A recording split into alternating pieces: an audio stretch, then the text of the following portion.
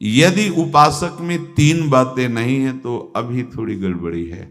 इसको बैठा लो, जीवन में काम आएगी, ये वस्तु काम आएगी, क्योंकि विपक्ष जोरदार है, माया कोई साधारण नहीं है। विश्वासी साधक का भगवान स्वयं जुम्मा ले लेते हैं कि मेरे प्रभु जो करेंगे वो मंगल करेंगे। तो परिस्थिति बुरी दिखाई दे सकती है,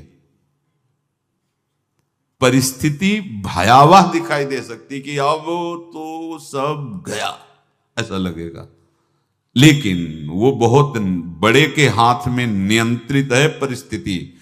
देखते देखते उस परिस्थिति का परिणाम निश्चिंत, निःशोक और निर्भय कर देने वाला हो जाएगा। साधन पथ पे हम इनको आदर्श मानकर चले तो बहुत जल्दी आनंद आ जाए। अब हमें किसी भी अड़चन से कोई भय नहीं, किसी भी अड़चन से भय नहीं। आप ये खिलवाड़ मत समझे, किसी भी अर्थ कोई तुम्हें नहीं रोक सकता आप श्री जी से मिलने के लिए। साधक तीन बातें आरंभ से देखे कि हमारे जीवन में आ रही हैं कि नहीं। पहली बात, भगवान पर पूर्ण श्रद्धा विश्वास। अनंत ब्रह्मांडों के स्वामी हैं, काल भी उनके अधीन है। डरना क्यों भाई, किस बात का डर लगना है?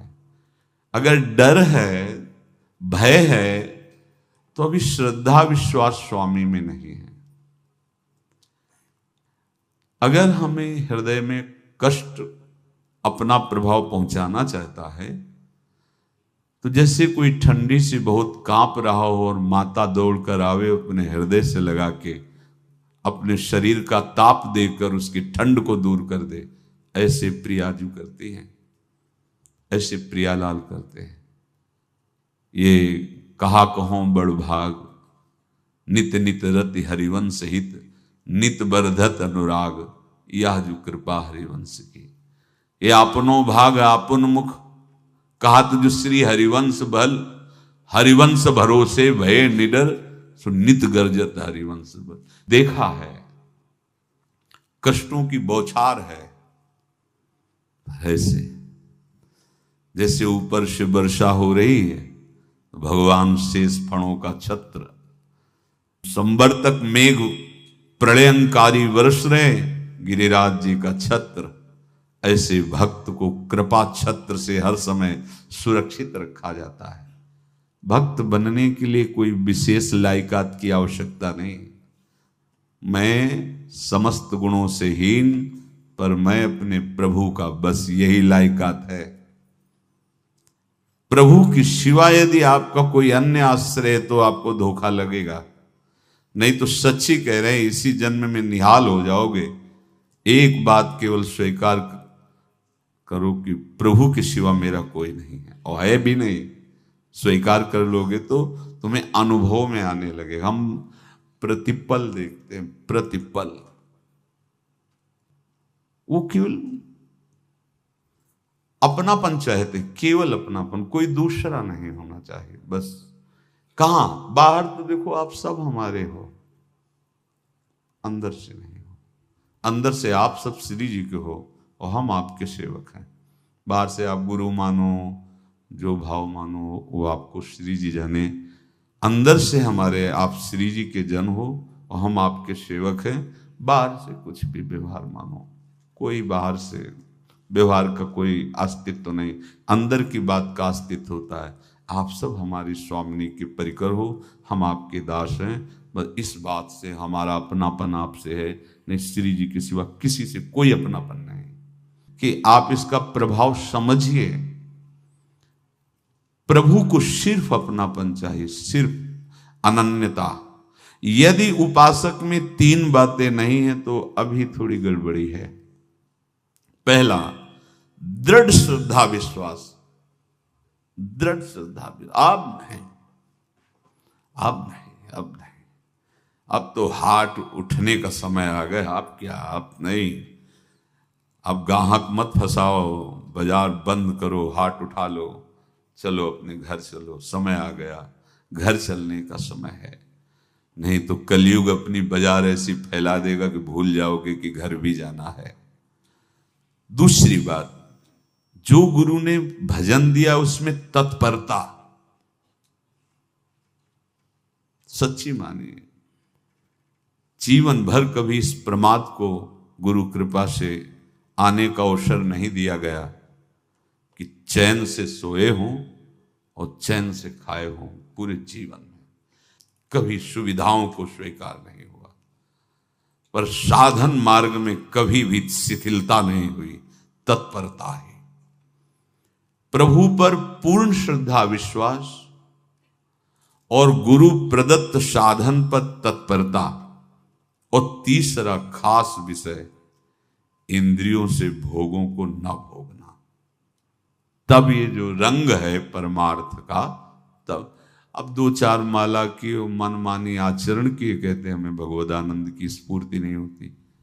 आपने रास्ता रखा है भगवदानंद का, बाजार लगाए बैठे हो अंदर हृदय में अन्य आसों की, अन्य भोगों की, अन्य चाहों की, अन्य मान्यताओं की। अरे खाली करो, ये सब माया का खेल है। एकमात्र प्रभु, बस जब ठन जाएगी ये बात।